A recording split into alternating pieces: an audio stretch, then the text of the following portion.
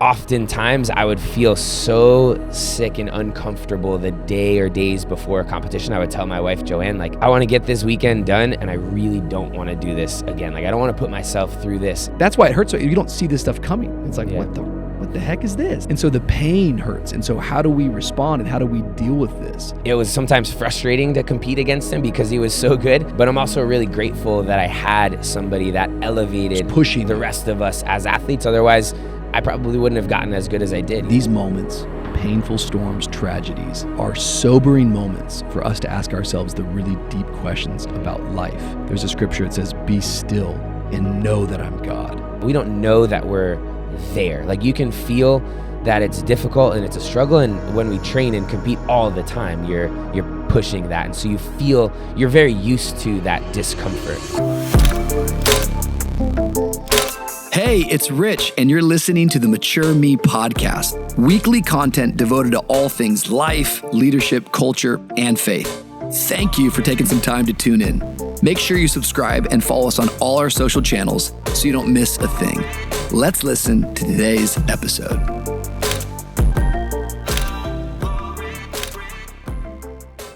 Well, hey, everybody. Welcome to a brand new episode of the Mature Me podcast. My name is Rich Wilkerson Jr. So happy that you're tuning in wherever you're at in the world. Hey, let us know where you're watching from in the comments. Leave us a comment. Leave us some feedback. If you're listening by way of Spotify or Apple Music, go ahead and leave us a review. Go ahead and give us a rating. YouTube, share it, like it, subscribe it. You know all this stuff. But right here on the Mature Me podcast, what we're always talking about is areas that we can grow in. And one of the resources that we make available to you is every Tuesday morning, I release a little email. It's called Leadership with Rich. It's free of charge. Close to 10,000 people now subscribe to that. Go to, what is it, Julia? Rich Wilkerson Jr.? RichWilkersonJr.com. You can go ahead and sign up today to get that every Tuesday free of charge. But a whole lot happening this season in Mature Me. And today I'm excited because we are joined by an incredible guest. And I don't say that lightly. I met this man many years ago, and I've gotten to watch him up close, also from afar. Maybe he's going to be new to some of you, but others of you, I'm guessing you're going to be tuning in today because you're a big fan of the things that he does. But today joining me is Noah Ohlsen. Noah is a CrossFit athlete, but more importantly than being one of the most fit men in the world, he is an incredible husband, and he's an amazing, amazing man. And so we're going to talk today all things maturity. But Noah, before we get there, am I getting this right? 11 times you've qualified for the CrossFit Games? I have indeed, but first of all, I just want to say... That's crazy. That's crazy. I'm working on it. Even more impressive than that is being invited to be a guest on this podcast. I love you. I'm honored to be here. I love you so much. Thanks for having me, man. You're the best. Thank you for coming on and doing this. And Pleasure. This year we were looking at different guests. I was like, we got to get Noah on here. If we're talking maturity, Yeah. if we're talking growth. There's sometimes there's a good bit of maturity, but sometimes a little bit of immaturity slips out. And Yeah, right. We can be silly, but yeah, definitely have grown a lot over the course of my career in CrossFit, which is kind of the main thing that I do. Started that back in my sophomore year of college here at the University of Miami, and have been doing it ever since. Yeah, let's go back a little bit because you grew up in South Florida, but you were born in Rhode Island. Oh, you did your research. Yeah, I know a Yes, little bit of sir. stuff here. Shout out to all of our Providence friends. We actually have a bunch of them. You know that Oliver and some of the crew Yes, here in Miami yeah. are all, okay, yeah. We've connected on that before. But you grew up in South Florida. You played water polo. You ended up going to college for water polo, end back up at UM and discover CrossFit. It's kind of, I think, an interesting story that you just discover it and you become the second best in the world ever at it. Yeah. But maybe just share some of the story of getting into CrossFit and how you found it. And For sure. Yeah, so I grew up playing a variety of sports and honestly never really had the dream or the intention of being a professional athlete. That it was something that, as you said, I kind of stumbled upon, and I'm grateful that I did. I was going to college at Clemson University in South Carolina for my freshman year and was majoring in psychology and was really interested in that, but kind of was having a hard time visualizing specifically what a future in that field would look like for me. And at the time was really into health and fitness in general, reading a lot of Men's Health magazine and kind of getting different tips on that. I actually forgot about this, but something just reminded me. I wrote a little blog called The Pursuit of Fitness from like senior year of high school into beginnings of college. A lot of just information that I had been gathering from other sources. And when I got to the University of Miami, I was playing club water polo there, and I actually found CrossFit through a poster in a local restaurant. It was of our friend Guido Trinidad. He was running on the beach, and he just looked jacked as he does. And I saw the photo, and I was like, whoa, I want to look like that guy. And it was advertising his gym, Peak 360 CrossFit, and it had his cell phone number on the poster. So I called him up and went and tried a class that weekend, and the rest is history, as they say. So you're in your sophomore year Yes, of college? Sir. Yep. How much did you weigh back then? I was a bit scrawnier than I am now. If I had to guess, I was probably about 150 pounds. Okay. And now pushing 200 every now and then. So put on 50 pounds of very natural muscle. A lot of people speculate on performance-enhancing drugs in all sports, but in CrossFit, we are tested regularly throughout the season, and then randomly at times they'll show up and make sure that everybody's keeping it So clean were you and easy. playing water polo at Clemson? I played club water polo the whole year at Clemson. What was your experience at Clemson? You were just going, this is a big difference, South Carolina versus Miami. Yeah, I honestly really enjoyed it. I liked it, but wasn't absolutely in love with everything about it. Kind of the environment, the culture. It was very different from what I was used to, and it was cool that it snowed there. I'd never really experienced much of that because I moved down from Rhode Island to Florida when I was 2. Yeah.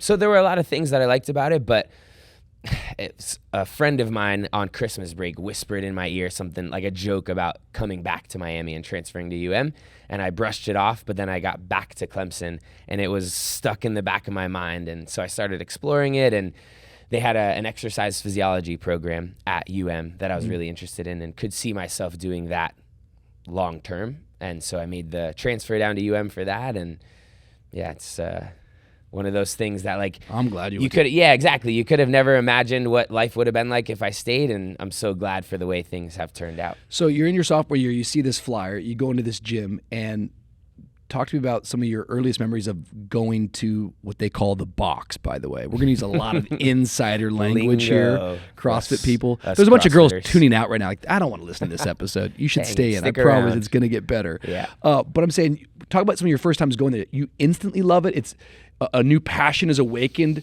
after you go and do a rower. You're really good at pull-ups. Like, yeah. Because I've gone to CrossFit, and by the way, it hasn't really, You didn't have the same awakening of spirit? Well, I think your physique keeps me coming back, but none of it's really. Yeah, but I'm saying in terms of, like, you go in there and it's just a new passion's awakened for you? Yeah, I don't know if it was an immediate, like, this is what I'm going to do for the rest of my life type of thing, but it was so different from the type of exercise that I had been doing. And I think for me and a lot of other people that grew up as competitive athletes, and then if you get to college and you didn't make it onto a team, you kind of are missing that element of competitiveness that you grew up with. And so in a CrossFit gym, even if you just go in as a normal member, taking a class, you're working out side by side with other people. And so there is, if you want it, it's available to you, this competitive element to it. And so that was really exciting for me. I was like, I can compete again and try to get better and beat other people. And so I liked that. It really kicked my butt. As you know, it can be very tough. And I remember going back to the apartment that I was living at and laying on a lounger by the pool, just like exhausted, but like, I think I really like that and want to go back again. And it started slowly there. Positive encouragement can kind of spur you into doing something more. And the more that I would go, the more that Guido and some other people that were at the gym, coaches, were like, hey, you're pretty good at this stuff. Like, you picked up on that movement faster than we've seen some other people do it. And so that was encouraging to me to want to continue doing it, get more of that positive encouragement and feedback. So there was some natural kind of gifting leadings that you were kind of picking up different types of movements in CrossFit, and then people came around who saw potential inside of you. How soon into the journey you were like, I'm going to compete? And how soon in the journey you're going, I'm pretty good? Like, yeah, not as soon as you would think. Okay, yeah, that's important. Yeah, I mean, I think that right away there were some inklings of this guy could be good, but I was still such a ways off from being able to compete with the guys that were doing it at the highest level. Guido himself at that time, I started in 2010. In 2012, he qualified for the CrossFit Games for the first time, and So he was always an inspiration to me and a good like measuring stick. I wanted to try to do what he could do, and I could see him doing it at the gym on a daily basis, but I was way, way, way off. One of the things you mentioned being smaller for the sport, I needed to get stronger, lift weights, put on muscle. I had been lifting weights in the like aesthetic sense, not necessarily in the functional sense that helped with what we do now. So again, yeah, it took for me until I qualified for the CrossFit Games for the first time, 4 years of like growth, failure along the way. I tried a couple of times, didn't qualify, had some like promising, encouraging moments of doing really well, but then some moments of just getting destroyed on a particular workout or a whole event weekend that I had to like reassess and figure out what I needed to do to get to that level. Try to maybe explain for people as best as you can in layman's terms for those that are listening. One of the things that was very interesting about CrossFit is that when I would just watch it before I'd ever done it, it was hard for me to appreciate it. Absolutely. Because I didn't understand these weights. I didn't understand these movements. Now that I've gone and been a part of it, I can go to the CrossFit Games or go to Wadapalooza and you're competing and just stand there mesmerized. Like, how are you doing this? Yeah. Probably one of the reasons why it's challenging maybe sometimes to get and garnish enough viewers around it, because it's like, I don't get what they're doing. But try to explain to someone the feat. I know you might not like this question because you're like, I don't want to brag, but like, what does it take to qualify for the CrossFit Games? Like, explain to, because that's an accomplishment just in itself. Yeah, I appreciate that. It's an interesting sentiment and something that athletes and leaders in the sport for years have tried to figure out, like, how can we make this a little bit more digestible to people so that they can understand and appreciate it. And it is a unique sport in the sense that if you are watching it, you also probably are doing it yourself at a comparable level-ish. So like somebody that's watching an NFL football game is probably not going out every week and playing a football game with a team on each side, offense, defense, so people that are doing it can relate to it really well, like you said. People that are not maybe don't as much. And I think back when I started to get more specific to your question of what it takes to qualify, in 2010, 11, 12, up to 2014, it was a little easier to just walk into a gym, pick it up quickly, and qualify because the sport itself was newer. So there weren't yet people doing it as a profession. Now it's evolved a bit and people are doing it full time. I myself do CrossFit 100% of the time, and I make a living through sponsorships and prize money and stuff like that. So now it's a little bit, there's a higher barrier to entry, to where it would take a while to like catch up to everybody. But yeah, it takes a ton of hard work, and you could get lucky and come in with a lot of the prerequisite skills and strength from maybe another sport. But what is interesting about CrossFit as well, just more context for people listening, it's a very diverse and varied sport. So you can't just be really strong. You also have to be really fast, but you can't just be really fast. You also have to be able to do gymnastics, and there's a lot of components to it. So somebody that maybe is a former football player, really strong and powerful, could walk in and crush all of the heavyweight stuff in the gym, but then they take off on a 800-meter run and they're going to struggle.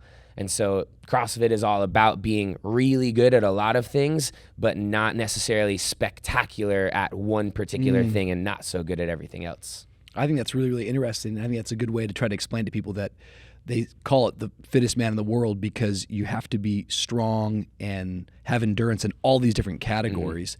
I think one of the things that's interesting is I'm like even kind of hearing you talk today, maybe I knew this, but listening to you, it hits me even more, which is you're going to a gym, the guy who owns the gym is competing and trying to put himself into the professional category. He does that. Guido, a mentor and the guy who owns the gym, qualifies for the games. You get to see that. You get I was to watch trying to qualify alongside him as well. There you go. Which is interesting. But yeah. But I'm saying, I think it's the idea of a forerunner. A forerunner is somebody who gets there first, or a trailblazer. A trailblazer is somebody who goes into a wilderness area when you're hiking and they clear a path. Correct. And we were just with some friends.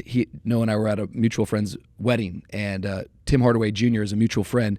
Well, Tim Hardaway Jr. is an amazing NBA player, but his dad's a Hall of Fame player. Right. And that's not taking away from anyone. It's saying a gift to have vision. My grandfather was a pastor. Yeah. Like, I think sometimes people underestimate having somebody right in front of you who's doing the thing and the ability that creates as a forerunner, as a mentor. Maybe just speak a little bit about having that vision and getting to be up close and personal towards someone who's training at that level, how that pushes you and makes you better. Yeah, that's a really cool concept. And as I'm starting to like unwind that, there are so many ways that that's really applicable to everybody's lives. And social media obviously these days can be dangerous because we look up to what people are doing and maybe set unrealistic expectations for ourselves. But I think if you can find someone that you really look up to and are inspired by and can kind of, like you said, follow the roadmap that they've laid out. And maybe you don't do it exactly like that person has done it, but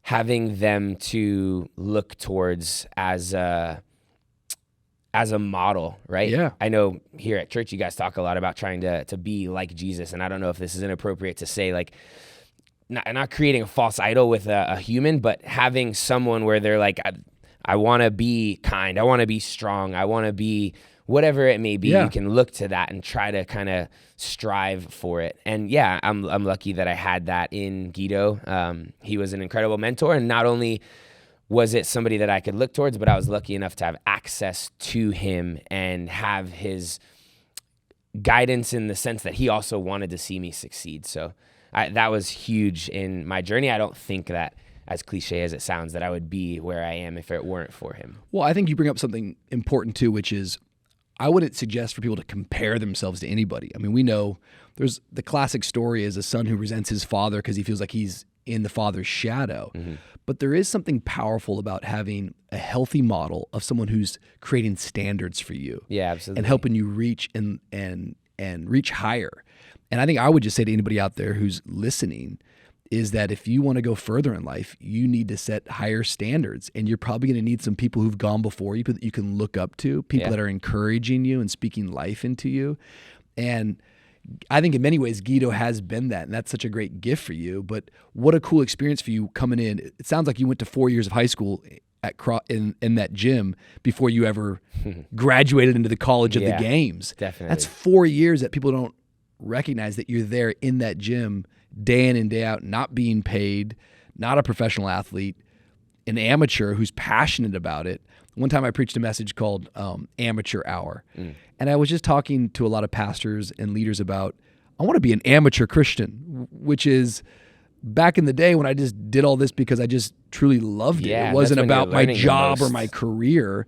That's how you keep it fresh. That's how you keep it beautiful. Yeah. And I think there's something really, really wonderful about those 4 years of you just going into that gym, loving it before you actually found yourself becoming a professional. I agree. Yeah. You're soaking it all in. You're learning and discovering things for the first time. It is a special time in any part of a journey, I think, is the very beginning.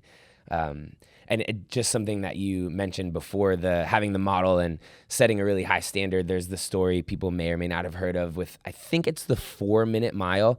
That prior to that having been broken, nobody had ever done it. As soon as the first person achieved a sub 4-minute mile, the next year, there were so many people that did it. And so it's kind of one of those things where you don't really know what's possible until you see it done. Yes. And so that's been cool for me. And there are people that fellow competitors in our sport. Matt Frazier was a fantastic champion in our sport. He won, I think, 5 years in a row. And it was sometimes frustrating to compete against him because he was so good. But I'm also really grateful that I had somebody that elevated pushing the rest of us as athletes. Otherwise, I probably wouldn't have gotten as good as I did, even though I never was able to beat him. Well, you crushed, my friend. You crushed. I love that you said my best. So the furthest you went in the CrossFit Games is you came in and you got silver. Talk about that year a little bit, because this is crazy, crazy accomplishment. Maybe just give us a little bit about those games that year, the training of that year, because here's this guy who saw a flyer who transferred back from Clemson to go play club water polo at never even heard of CrossFit, watches a flyer, and then he becomes the second strongest man in the world. That wasn't his dream as a little boy. He stumbles into this. Yeah. I think it's a really, really beautiful story, but maybe talk about the year winning the silver and how that all felt. Because you're talking about Matt Frazier, so we got to... Yeah. Ironically, in 2019 was the year that I finished second at the Games. which was a huge goal of mine. Making the podium at the CrossFit Games is a big deal, although I was always striving to win. Just the secondary goal was to at least make the podium. Ironically, that year was a year that I felt like I don't want to say I was performing at my worst, but I had a few competitions in the lead up to the games that year where I was really dissatisfied and discouraged. Okay. And was honestly thinking maybe I am on the way out, because it's, again, such a new sport. We don't really have a timeline of like how long you can go. Yeah, most guys compete for this long to this age. We didn't have that as a reference point. And so I was 20, what was that? How many years ago? Who's good at math? 5 years ago. 5 years ago, sure. I would have been 28 years old, and that's like getting on the higher end of what we had seen so far of athletes be competitively successful at the games. And so had a few competitions where I didn't do very well, and I was thinking, all right, well, if I am on my way out, maybe this is the last year that I'm able to qualify and compete at this high of a level. In 2019, I made the games. I really wanted to just enjoy the experience of the games. Every year I would show up and put a lot of pressure on myself to be great, to win. It was basically a either win or lose scenario, even though you could finish anywhere else on the leaderboard from 1st to 40th. Yeah. But I always left feeling like really disappointed no matter how I did. And so in 2019, I said, I'm going to go to the games and I'm going to zoom out, not focus on the leaderboard and my performance, but really appreciate the fact that I'm here doing what I love in front of these passionate people that are supporting me and cheering for me and my fellow athletes. And just like walked around all weekend, soaking it all in and smiling and feeling a spirit full of joy and gratitude. And as the competition started, I found myself performing better than I ever had. And so that was really cool to me. And I thought maybe that was the secret sauce. Like, I need to just go out there and let go of all of expectations and just have fun and appreciate it. And ended up finishing the best that I ever have. It was an amazing, amazing year. I was watching that last day. It was incredible. Yeah, so that was inspiring. cool. I could feel the love from you guys back home. Talk a little bit about, because I think sometimes people might be listening to something like this and go, oh, CrossFit's just about, physical strength. But it seems like with all professional athletes, yes, I've got to have my body physically strong. But when it comes to competition, there is a lot of mental, tricks and games and things that we feel. Can you maybe just speak a little bit about that, or talk about that from because you're kind of an experience like, I just need to let go. Like, what are some of the mental games that you face on competitions, and how do you stay mentally strong? I think that, similar to a lot of professions, I'm sure you've experienced the nerves leading up to a competition. You are going to speak at a huge conference the day before. I don't know if this is the case for you, but for me, the day before a competition, that's when I'm the most nervous, anticipating kind of like what could go wrong. And even though you don't want your conscious brain to be thinking about that stuff, your subconscious kind of keeps bringing it up. And sometimes, even if I'm not actively thinking about it, it's just this feeling that I would get in my body. And I don't know if you would label it as performance anxiety, but oftentimes I would feel so sick and uncomfortable the day or days before a competition. I would tell my wife, Joanne, like, I want to get this weekend done, and I really don't want to do this again. Like, I don't want to put myself through this. And I think a lot of athletes feel that privately. Not a lot of them discuss it publicly, because to an extent, you have to have this persona of being a tough competitor if you want your fellow competitors to, I don't know if fear you is the right word, but respect, and not, hey, this guy's coming in to you don't want win. to show them weakness. And so I think a lot of people don't talk about it, but I think the private conversations that I've had, a lot of athletes experience the nerves, the pressure of performance, and fear of failure, I think, is really a big part of it, because you've worked all year for this one thing, and you're stepping out on one weekend to put all of that to the test. And if you don't live up to whatever your expectations for that weekend might be, it could feel as though that entire year of training was for nothing, or a complete failure. So that was something that for years I had to overcome. Usually once the ball got rolling in competition, or gets rolling, I should say, because I'm still competing. Once the ball gets rolling, a lot of that goes away and you kind of get into your flow and compete well.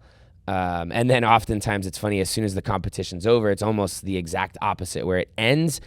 And if you didn't do as well as you wanted to, you're really eager to get back in the gym to train and do better the next time you get the opportunity to do so. Was there any disciplines or habits that you've developed along the way that would help you with that type of performance anxiety or pre or post that you think is worth sharing that's helpful maybe in here? That's a great question. I think for me, I know for a fact that having a support system that started with and was most intimately surrounded by my wife, Joanne, because she was the only one that was with me in the hotel room throughout the weekend, feeling those feelings that I could feel if I was just alone. And having her there to like comfort me, reassure me. For me, I would shift my perspective a little bit and remind myself that no matter what happens on this weekend, if I come in the last place, I'm still going to come back to her and she's still going to love me. And that for me was a big comfort. And I think that there are a lot of different games that you can play with your mind to try to convince yourself that it's funny because there's a fine line there too. I was going to say, convince yourself that you're going to be okay. And if you do that too much, I think you can almost alleviate a little too much pressure. You know, if you say, oh, it doesn't matter how I finish this weekend, life is going to go on, I'm going to be okay. You may not go out there and perform to the best of your ability because you don't have that like fire behind your performance. But then obviously if you put a little too much fire behind it and you're super anxious, that can cause you to perform in a way that's below what you're actually capable of, just because you're so in your head and your body is reacting to your mind, and things can spiral if you're wound up a little bit too tight. Well, it's interesting in life too. I think the narratives that we buy into, it seems like in life we have such a tendency to let the pendulum go so far to the right or so far to the left. Either I'm dramatizing something that's crazy, or I'm downplaying something too much. So it's like, how do I find equilibrium of emphasizing the right thing at the right moment? As an athlete, it's like, well, it does matter, but it's not my identity. So how do I, there's a tension there. And I think it's really interesting listening to you talk, because the CrossFit Games being something that a CrossFit athlete works their whole year to get to, this competition, at your level, Noah Ohlsen, it's sort of like gold or broke, right? Like in terms of the mindset, like I'm going there to win this thing. There is a psychological study, maybe you've heard it before, maybe it's going to hit too close to home. It's called the silver medal syndrome. Have you heard this before? Yeah. It's wild that they did this like survey, I guess like on Olympic medal winners. And what they found out was like the bronze medal winners were happier than the silver medal winners because, you know, the silver medal winners are going, I was so close. Right. Yeah. So close. Yeah. Whereas, you know, and it could have been better. It could have been perfect. And the bronze guy's like, yo, it could have been worse. Yeah, for sure. I was so close to not even getting on the podium. Do you think you felt that way before? I was very intentional the year that I finished second about making sure my perspective was of positivity. I didn't want it to be that was my remembrance of that year, that it was the year that I almost won the games. Rather, it was the first year that I ever podiumed at the games. So definitely had to be intentional about that. And there were times where my mind would want to go the opposite direction, or people would ask me those questions. And again, that year for me was just one of gratitude and joy, and that just fell right in line with that. That's one of the things I think I've witnessed about your life. I think a habit of your life, if I'm allowed to say it from looking in, please, is I think that you live your life with real gratitude. You're very vocal with your gratitude, but I think that you carry a joy and an authentic happiness. And to me, from afar, but also from the times we get together, it's like you're very intentional about saying thank you. And I think that is a practice. I think that is a habit. I don't think that's just like, oh, I was just given that. I think it plays into like, I'm going to be intentional about this. And once again, you got silver in 2019 against Matt Frazier, one of the biggest dogs to ever do it in CrossFit Games. But it's so amazing how our mindset could go to, man, it should have been better. Whereas, dude, it could have been a lot worse. Yeah. Maybe talk about just gratitude in your life. If I'm right on that. Please. Know? Yeah. I definitely do try to live my life that way. First of all, I don't see why you wouldn't want to. For me, it's made my life a lot happier and better. And I want to give you a little bit of praise, even though you deserve a lot, because I've learned some things about that and the way that you carry yourself, the way that you speak to your church community, the lessons that you guys will teach and preach about, the way that you interpret the Bible. The times that I've been to church, I have felt like have really positively impacted my perspective in that way. I'll briefly touch on my church journey. As I've shared with you before, I didn't grow up going to church at all. And my wife, actually, her grandfather was a pastor of a Russian Orthodox church, or Greek Orthodox church out in California. Wow. And so when Easter rolled around, a handful of years ago, I don't even know what year this would have been, 2017 or 18, Joanne and I were living in Georgia for some training for that year. And she asked if I would want to go to church with her on Easter. I said, sure. And we went to Passion City Church up in Georgia, and it was the first time I'd ever been to church, and I really, really enjoyed everything about the experience. And even if I wasn't directly able to connect to certain messages and things that they were saying just yet, I left there feeling uplifted and happy, and like I had some intentions for that week. There were some lessons that I had learned and wanted to apply to my life. And I felt like that encouraged me to go back. And we kind of kept going back and back. And when we moved back to Miami, we started coming to VU. And every time that I've gone to a service, I always feel like I leave with something that's encouraging me to be a better person. And so a lot of that I attribute to those experiences. And I really do think that the happiest I've been in my life has been from around that time frame, 2018, 19 until now. And I don't think that's a coincidence. No, so not at all. Thank you for that. I appreciate you even saying that. Yeah. I think one of the things that's really, really interesting about someone like you is discipline. And I think even as we're talking about maturing, I think on this podcast, I'm always wanting to find different people's process of how they grow. Of course, spiritually, we can talk even more about that, emotionally, mentally, but even physically. You live a very disciplined life, an intentional life, structured life. You're a professional athlete. I am kind of curious, what does that mean at this point as a CrossFit athlete? What's a day in the life? Like, you go to the gym more than once in the day? Like you do 2 a days? What is this? I mean, is this like Hell Week football, but every day of your life? Just give us a little bit of a day in the life, because we're going to go somewhere with this. But. Yeah, cool. We spend a good bit of time training for sure. And it's funny to say that the discipline part of it, the lifestyle of it for me has become easy now. And I don't mean that to sound arrogant at all. I think what I mean by that is because it's become so habitual and it's a lifestyle that I've curated that maybe at the beginning was difficult to make the changes of. Now that I've been doing it for so long, it really is not hard to stay disciplined, because it's almost all I know at this point. It's been 15 years that I've been doing it, more or less. So yeah, and it's funny. I wonder if people will be surprised by some of the elements of how not structured, and I'm not sure what the word is that I'm looking for here, but I think a lot of people think like to be an intense athlete, the best of your sport, you have to wake up at 5 a.m. and be in the gym before anybody else and eat only chicken and rice all day and drink gallons of water.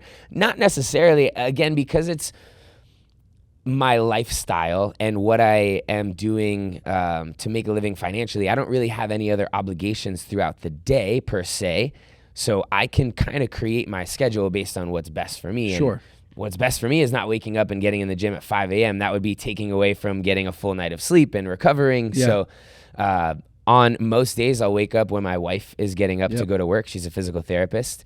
And that's like 7 a.m., get up at 7, have breakfast, take our dog for a walk around the block, come back, get ready. And I'm usually in the gym sometime between 9 and 10 a.m. You can do it different ways. Different athletes in our sport will do it differently. I kind of adapted to, and I'm not sure why this is the case, training from like 10 until 4 and just being at the gym all day. So 6 hours in the gym. And just to clarify, you're not nonstop moving training for 6 hours the whole time that you're there. As you know, with classes, there's like setup time, breakdown time. You have to transition to the next workout or whatever. So it's not nonstop 6 hours of working, but you were putting in a good amount of physical labor in the 6 hours that were in the gym. Should be fueling while you're there. I don't always do a great job of that, which my friends will joke with me about. I'll do like a huge breakfast and a huge dinner and some snacks in between. But there are a lot of athletes, like some that I was on the team with this year, that are adamant about training from 9 to 12, having 2 hours to like get off their feet, eat a big meal, and then go back and train from 2 to 4. And you've done that? I did that most of this season, and that was different for me. I can't say that one works any better or worse for me physically, but I think just for like ease of life and schedule, I'd rather do the one session in the middle of the day. That usually frees me up to have a more balanced life because I can get like work done in my work hours. And then when I go home, I'm home. I can be disconnected. I can spend time with my wife and our friends and family and stuff like that. So, do you ever eat like pizza? On occasion, yeah. I eat relatively clean most of the time, but I'm definitely not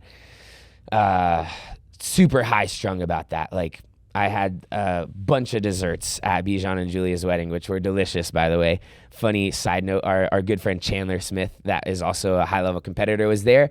And he's like, man, everything about the wedding was amazing, but I felt like the dessert, he's like a big sweets guy. He's like, I felt like the desserts were like not as good as the rest of it. And I was like, dude, what are you talking about? They were so good. He's like, those little like to-go cake muffin things that we got. And I was like, that was not it. You missed the dessert table in the middle of the thing. Missed the dessert dynasty. The that was block over. of ice cream that you could scoop off of. Anyway, so yes, all that to Chandler, say. you got to look harder, bro. You've been eating clean for too long. You don't know where to go find that stuff, he man. was blind to it. Yeah. But I do indulge from time to time. I feel like for me that helps me stay like healthy and balanced. So on your journey of growing, you got married not too long ago. Talk about making that decision, how that's changed you as a man. Because you mentioned earlier, for you, a lot of this going to the games and whatnot, and some of the most difficult moments, the person who's your greatest ally is your wife. Yeah. What a great blessing that is. Absolutely. But you guys were together for a long time and then got married. Yeah, maybe just share a little bit about that journey if you don't mind. Oh, I'd be happy to. I love Joanne, by the way. Shout out. Me too. I love her more than you, I think. Yeah. She's glorious. Sorry. Inside joke. Yeah, sorry. No, yeah, Joanne is amazing. And she and I have been together for 11-ish years now. We met in college at the University of Miami. I guess it was around, I had been doing CrossFit maybe for a year or two before we met. So it's cool that she's gotten to be on that journey with me all the way from the beginning. But she's amazing. She also, I know I gave you some credit for helping me be like a more grateful and good human. And Joanne for sure has influenced me so positively over our decade plus of being together, of just being a better human, because she's so kind. She's so thoughtful. She's a planner.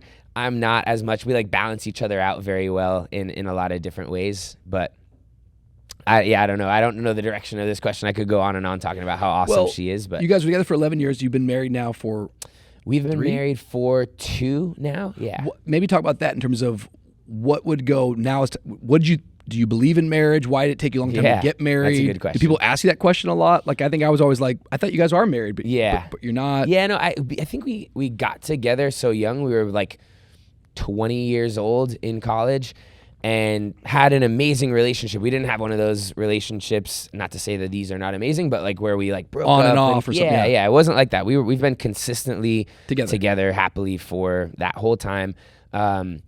And I don't know, I think just the way that things unfolded, we were so confident in our relationship, and there was no specific hesitation. It wasn't that we didn't believe in marriage or weren't ready or anything. It was just like we were dating for a few years. I qualified for the games. She went to grad school, to physical therapy school.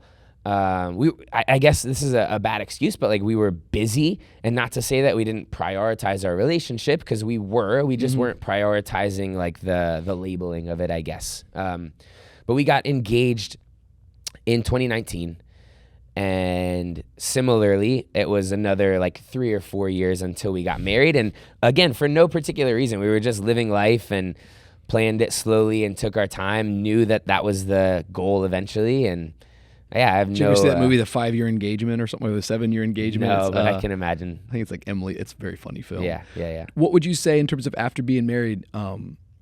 Like, so from my perspective, I think marriage is like a supernatural thing. I think marriage is not just a commitment between, you and your wife, but I see it as a covenant between you, your wife, and God. There's a scripture that says a cord of 3 strands is not easily broken.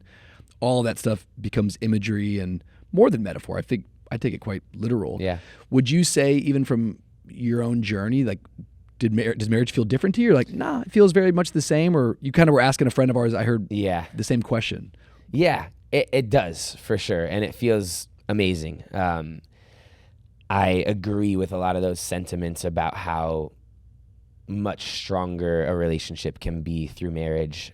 We had an amazing, strong relationship for 9 years, and it has gotten better, stronger, deeper since we've been married, which is interesting because I know we always had that confidence and trust in each other prior to getting married, and it's not like putting the ring on your finger made you feel like, all right, now I'm all in, because I was already all in before, but it just, I don't know, it's just a reassurance that like you did the right thing, you're doing the right thing. It's this constant like affirmation to feel the ring on my finger, to look down. It's like, all right, the most important thing in my life is right here with me, and as long as I keep this on, it's not going anywhere. That's powerful. Yeah. I think sometimes people can see a story from afar, and today we're kind of talking about, once again, a guy who sees a flyer, who goes on to be number 2 best in the world, who's made a full career, who goes to the gym now and trains 6 hours a day, which, by the way, just overwhelms me thinking about it. Hasn't had a pizza in 6 years. No, I'm kidding. But like, when we give stories like so quickly, it's like people can just hear something and hear what they want to hear and go, oh, that's an easy life, that's beautiful. But it's never that way. Strength isn't measured, merely in continuing to stand. Strength is measured in how many times you get back up. As you kind of look back on the last decade plus of your journey, what are some maybe moments that you look back going, that was a really difficult thing, that was something I had to overcome? We're talking on one hand about silver medal, but I think a lot of people are listening going, I would do anything for that to be my greatest setback. Is there things that come to your mind over the last 10 years, like, yeah, right away, man, this was a very difficult thing that I had to overcome and maybe still overcoming?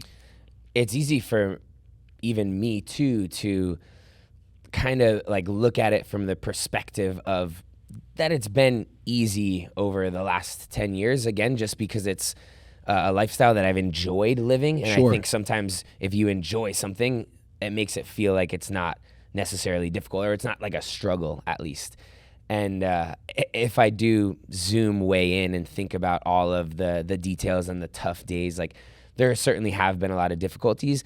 I don't know if there's been a monumental, like write about it in a book setback that I've experienced, and I'm grateful for that. I think sometimes it's cool to tell a story about like breaking your something and having to like have that comeback journey, and knock on wood, I've been fortunate enough to stay completely healthy physically throughout my career. I think in 2019, ironically, was probably one of the most difficult times of my life outside of the gym and training. My parents were going through kind of finalizing a divorce that was really difficult. And I just, that year was such a whirlwind for me, because it was some of the worst memories of my entire life from that year, and having devastating conversations with my parents individually, together, trying to help them work through all that was so hard. But at the same time, that was the year that I got engaged to the love of my life and was so happy about that. It's the year that I had my best performance at the games. So it was this interesting dichotomy that I experienced then. And I think genuinely, having experienced like what felt for me, at least at the time, like the lowest of the lows, allowed me to really appreciate the good stuff and to be more intentional about creating the good. I realized that I kind of had a choice in some moments that I could sit around and just be sad. And there were times when I needed to. I'm not ignorant to the fact that sometimes you don't have a choice. Sometimes you have to just be in the sad and the negativity. But there were days when I'd be sad and I would say, no, you know what? I'm going to make the choice today to be happy, to try my best, to get in there and live a lifestyle that I'm proud of. And again, that just reinforced that you can do that even when you're not in a bad situation. If you're in a good situation, you can intentionally make the choice to continue the good, share the good, make it even better than it is, if that makes sense. No, it makes a whole lot of sense. I think that the power of response, we don't get to control what's going to happen to us in life. And I'm not like a fatalist or trying to be negative, but suffering is a part of the human condition. We're going to face pain. People get divorced. Mistakes happen. People die. Bones break. Dreams are shattered. The question I think really comes down to is, all right, I don't know what awaits me, but when negative things do come my way, when storms metaphorically come my way, how do I respond to that? And so when you talk about the idea of the power of choice, I think that's huge for any listener and something that inspires me and encourages me, because responsibility, the ability to respond. It's a cool way to look at the word. Yeah. Yeah. It's Stephen Covey's take on it from, I love that concept. And I think when you're saying that, hey, internally, maybe I'm going through really, really painful stuff, but then externally, I'm still seeing fruit. That is a really interesting dichotomy. I've experienced moments like that where I'm like, yo, this was one of the most painful years of my life, but whoa, look at all of the amazing things that happened to me. That's a kind of an interesting tension to hold in both hands. Yeah. How do you appropriately balance that and not feel guilty about celebrating the positive moments while you also know that you or other people that you're close to are experiencing the lows? Yeah, I don't know the answer to that question. I think it is a very delicate balance to make sure that you're doing that appropriately and with everybody. When you look back on that year when you were hurting, do you think that you allowed people into that space, or what's your tendency? If you're hurting, do you feel like, all right, I got to be good for everybody, or do you feel like you've got safe places to be like, this is what's going on? Yeah, that's a great question too, because I think that was one of the first times in my life that I was really vulnerable, not just with the people that were close to me, but with everybody. Again, social media as a platform is that is a component of my life, and I was afraid to be vulnerable and about the judgment and not having this persona of whatever it was that I wanted it to be. And when I shared kind of the way that I was truly feeling, I was really surprised by the response of everybody else that was either going through something similar themselves at the time and said that it was comforting to know they weren't alone, somebody that had been through something similar and had some advice. But yeah, that definitely, being able to be vulnerable like that and open up to people and get surprisingly positive response kind of changed me as well and allowed me to, going forward in my life, be a little bit more vulnerable than I think I had been in the past. Well, it's a fascinating concept, but the fittest, strongest man on earth sitting across from me, more people are going to be impacted not by your strength, but by your weakness. When you are willingly vulnerable enough to share, hey, I'm weak over here, more people can actually relate to that than they ever could with running an 800 meter at the same pace as you. And so it actually becomes your superpower. It becomes all of our superpower, by the way, like sharing the stories of our scars, because I think a scar is a great picture of something that's healed. I think we got to be careful that, when we're bleeding and we're wounded, not to go bleed on a bunch of people everywhere. But man, as things do heal and we find the safe places, in the Bible it talks about testifying that we overcome by what Jesus did and then the word of our testimony. And so when you even share on your social media platform like that, I think that's another way that you continue to overcome, because you're fueling people, but also people around you get so encouraged by what you've been through.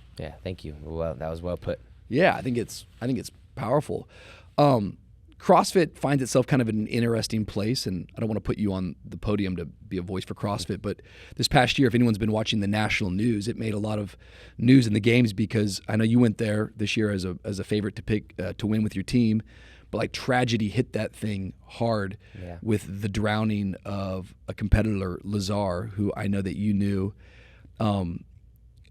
I watched the sport from afar, and that was hitting me all the way back here in Miami. Yeah. I know I've kind of talked with you a little bit offline, but some other people that were just there that day, it seems like it's had such a ripple effect all throughout the community. Yeah. It's made national news. I know that. Where do you stand with that today? How does that make you feel? What do you think you're learning from that? How do you process all of that? And maybe I should give some more context. This year in the games, an athlete was in the swimming competition, and there was a drowning that happened. Yeah, I don't mind talking about that. I think you used the right word, that it was tragic. It was very unexpected, I think, for everybody. The CrossFit Games has been around for a long time, maybe not relative to some other sports, but it's been 20 years that nothing like that has happened before. And I think that as athletes, we are often pushing ourselves to the limit is kind of a phrase that people will use. And you don't really know what happens if you exceed that limit, right? And that perhaps is what we experienced during that. It was the first event of the games. It was Thursday morning. The individual athletes had a 3.5 mile run, and then they had to swim about 800 meters in the lake. And Lazar was a great swimmer. He played water polo and a great runner as well. He was one of the first ones in the water. And I just was struggling at some point. And somebody asked me that recently, that do you think if you were in that position that you would be able to regulate, like, would you cross that threshold or be able to hold back? And I don't know the answer to that. I think what probably happens to a lot of us is that we don't know that we're there. Like, you can feel that it's difficult and it's a struggle, and when we train and compete all the time, you're pushing that, and so you feel you're very used to that discomfort, that feeling of like being right at the edge of the red zone. And I think the crossover point happens so fast that you may not realize that it's coming, because you want to encourage yourself when you're struggling to be tough and keep pushing, and you're fine, you got this. But for whatever reason in that instance, he didn't have any more, and he went underwater, and unfortunately nobody really saw that, was able to react in time. And like you said, it really rocked the community that was there for the event, the athletes that were participating, and then has had ripple effects throughout the rest of the community. And I think even beyond for the last 3 weeks since it's happened. I don't really know where we go from here. And I think the reason that there is so much up in the air is because a lot of people feel like the organization could have been better prepared and that could have been preventable. There's an investigation right now. I don't know the details of any of that. That hasn't been shared.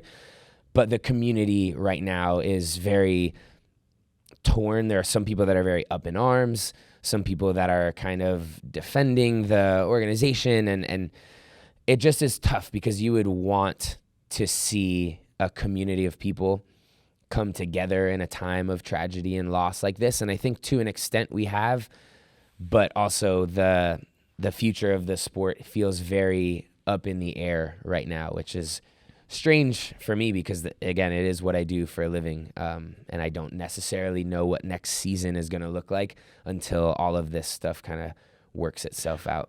For you personally, being there that weekend and the competition continuing to move forward, but you're grieving, and even now still you're grieving. What has been your process with that, and what's been helpful? Man, it was incredibly difficult, and I don't want to take any of the the emotion away from what people that are more directly related to Lazar were feeling. But as athletes, partially we were left with a bit of responsibility in determining how the competition would proceed and if it would at all. And it was really, really, really hard to know what was the right thing to do. I think even still, nobody knows what was right.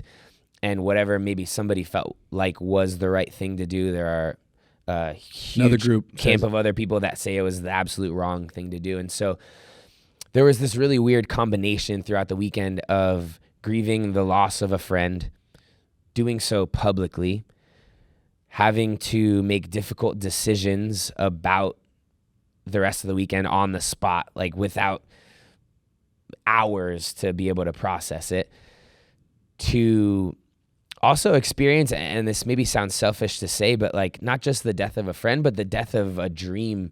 A lot of people train all year and it's their dream to make it to the CrossFit Games and to win the CrossFit Games, and that opportunity, not to say it was taken away from people, but there's a shadow. I mean, yeah, it's like we don't know how to behave. Right. So there were just so many components to it that were very confusing. Yeah, and then now like the uncertainty of the future. So having to process all of that was incredibly confusing, conflicting. I still am not entirely sure. I don't know how to look at it all. Yeah. Well, it's certainly going to be a journey, and it's one step at a time. I saw your post out of it and touched my heart. I thought it was really beautiful words that you put together, and that's not easy. And by no means is this about you or me. This is about a family who lost a husband and a father. Not quite yet. Not quite yet. Husband, brother, son. But just tragic. And our hearts go out to that entire family, our condolences and our prayers for sure, and to the entire community. Thank you. Death is an interesting thing. It is. I think on one hand, death is so final and death is so tragic always to so many people. There's a sting attached to death. Mm-hmm. But I think there's this other side that without death, what is the appreciation of life? Like and I can't really have good news if I don't have some sort of bad news. This is where I would kind of like land with like the gospel of what Jesus came and brought. And so for me, like even death is a graduation into eternal life and something more. But it's even in death that I can appreciate my life today and like living today and intentionality. Yeah. And those are two stark contrasts, of course. But to me, it's the perspective that is sobering every single day to go, man, every day is a gift. Yeah. Every day is an opportunity to say thank you, to lean in, to enjoy. Because life is fragile. Yeah. And it's these kind of moments that you that's why it hurts. You don't see this stuff coming. It's like, what the heck is this? Like this is, and so the pain hurts. And so how do we respond and how do we deal with this? I think just to touch on that is one of the ways that people are coping with the situation is being able to continue to live out Lazar's legacy. And he was somebody that was so positive and so kind. He always had a smile on his face. He was always being a goofball and joking around. And yeah, it's sad the fact that the world won't get to experience that anymore, because he did make every room that he was in a better place to be. But for me, it is a reminder that, okay, I do get to continue living, and if I'm going to do so, I want to do it in a way that is similar to the way that he was doing it, because I know how positively impactful that was to me. Honoring him. Yeah. You kind of mentioned earlier about like going to church here and there in terms of, I think you're a guy who's very holistic, like it's not just about your body, it's about your mentality, it's about your emotions. Where do you think today, like on your journey with like faith and spirituality, like do you feel like you've got more answers today than you did yesterday? You're like, I'm more confused today than when I first went to church at Easter. I love all y'all. Yeah. But like even in something like this, do you think it makes you search for faith more, or does it make you run? Like, do you think you sit long enough to think about that, or how does that make you feel? Yeah, I think for me, And I don't want to offend You're not anybody or offending anybody. disrespect No, anybody. no. It's your own perspective. Yeah, I think it just makes it more confusing for Yeah. me. I guess you offered that as one of the options. And it definitely, because it's such a new thing to me, faith in God and understanding all of that, I think to be told that God is supposed to be all good and all powerful, in my mind, I process that as, okay, well, if he's in control of everything, and I may be totally misinterpreting this, but if he's in control of everything and he does everything through goodness, how could something like that happen? This bad happened. Yeah, and I don't know, maybe you and I can have a private conversation at some point. I don't know if we have the time to do it here, but I'd love to understand your perspective. Maybe there's something that I don't see or understand in that, but yeah, it adds to the confusion for me for sure. I know some people find solace in it. Even that weekend, there were other competitors that said they were able to find peace in the fact that they believe that Lazar is in heaven with Jesus and God, and like that he's in a better place. But yeah, I don't know. I think.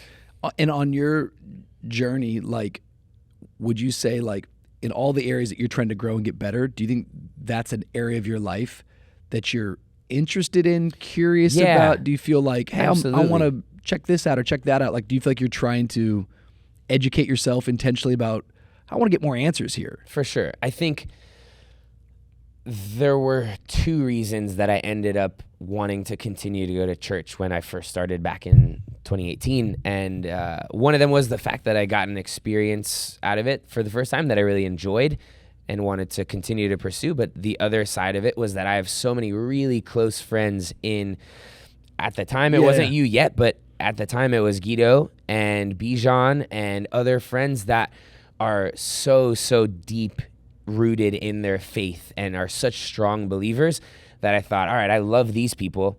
They love God and church, and so there's got to be something to it.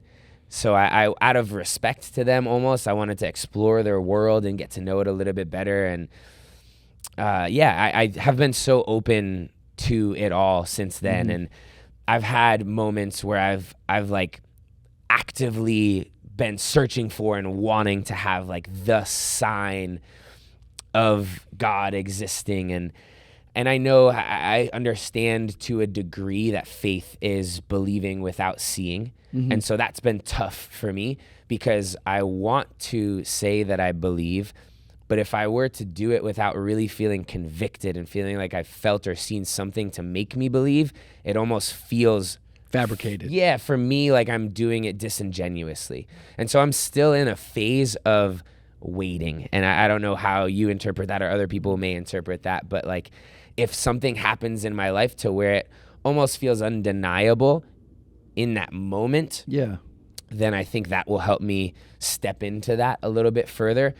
And again, I've had this conversation with a handful of people, and I know that it almost is never undeniable for some people. Even the strongest believers still have days where they wake up and wonder.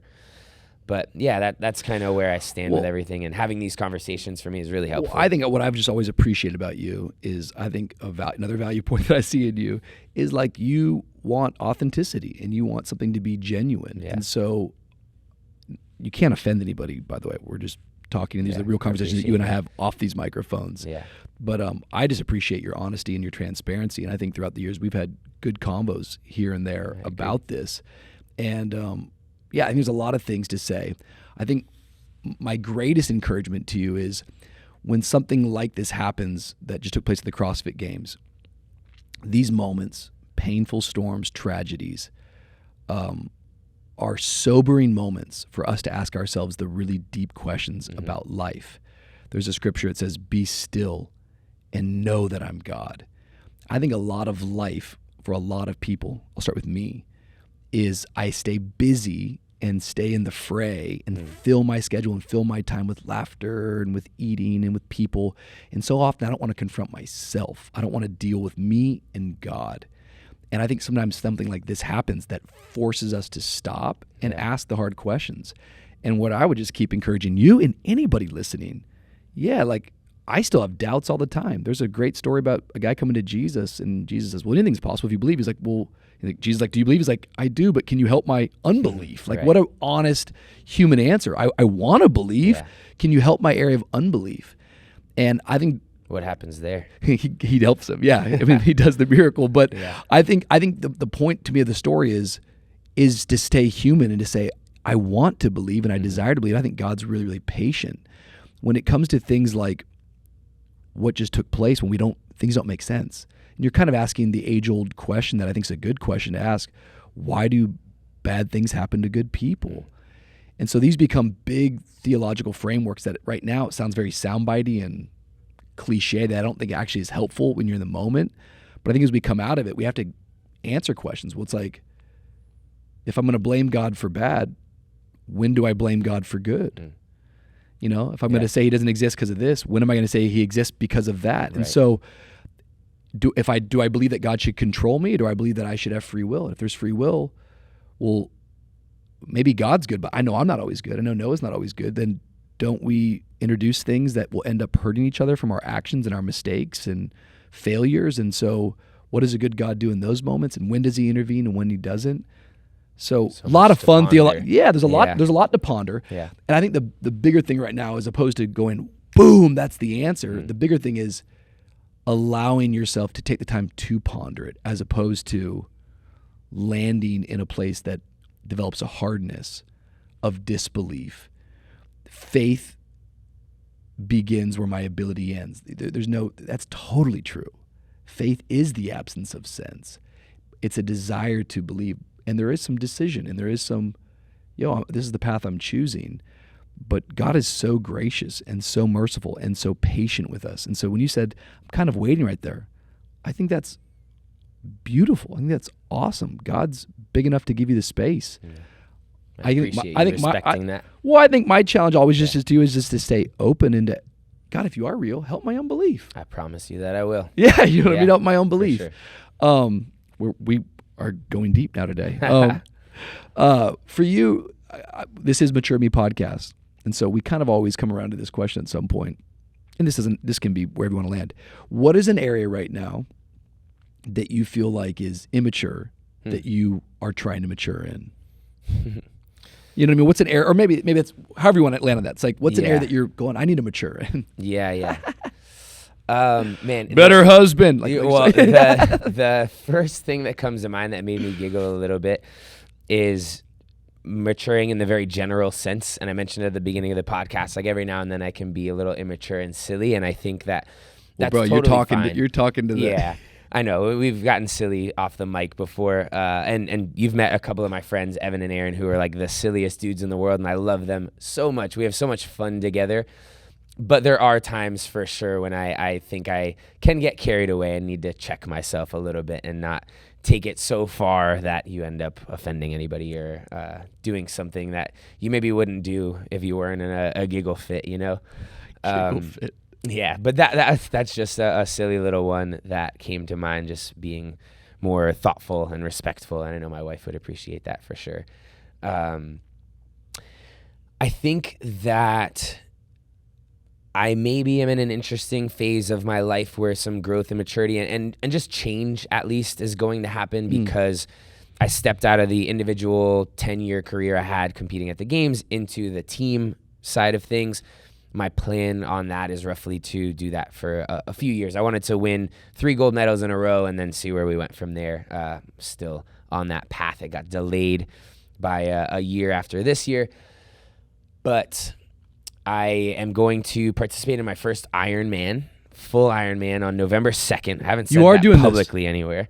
I am. I'm going to do it. Yep. A couple of my friends had committed to doing it a while ago, maybe at the beginning of the year. And I always jokingly said when the games are over in August, I'll see if I think I can be ready by November for that. And I do think so. I think some people might think that would be silly. But if I can add in the appropriate amount of volume, I think mostly for me just on the run, then I'm so happy you're doing this. Yeah, where is it at? It's in Panama City Beach, Florida.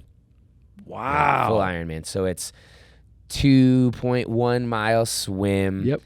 a 112-mile bike and a marathon run, 26-mile run. And, Jeez. it's going to be a lot, but it's going to be cool. And the caveat to that is that happens on Saturday, November 2nd, and Tuesday, November, what would that be again? I'm not good at simple math, 5th, 6th, something like that. I need to fly out to Scotland to participate in the Rogue Invitational individually, which is the biggest CrossFit competition outside of the CrossFit Games.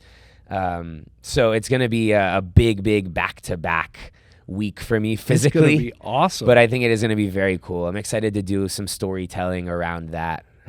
So that's the right now kind of next step. What city is that in Scotland? I don't know the answer to that. Maybe Glasgow is probably what I'm thinking. Or I can look Edinburgh, it up. maybe. It's the first You ever time been to they've ever Scotland? hosted it in Scotland. I've never been. So, Scotland's cool. yeah, I'm really excited. You should watch, Braveheart before you get out there, Should just get to make sure you know inspired, the some blue history. paint on the face. Freedom! I almost guarantee that they're going to gift all the athletes with kilts when we arrive. yeah. You're going to have 'Cause- bagpipes everywhere, Yeah, bro. they had it in Texas a couple years ago, and everybody got a cowboy hat and boots and a belt. So I'm sure kilts are coming. Can I have your kilt? Rich, come Definitely, on, man. yeah, Don't yeah. ask me for We that. can share. I love you. I'm so grateful for you. Love you Thank you too, for man. taking some time with us today. And we just respect you. You're an Truly a inspiring person. And we believe the best is yet to come in your life. And this is Noah Ohlsen, ladies and gentlemen. Go ahead. Leave us some comments in the YouTube right there, wherever you're at. Give us some feedback. Any questions you want us to answer in the future, we want to make sure that we're doing that. But I'm telling you what, don't change off of this YouTube channel because there's a lot more coming even next week right here on the Mature Me podcast. Amen. Ha ha. Got him saying amen. Dude, that was awesome. Thank you, man. I appreciate it. Good.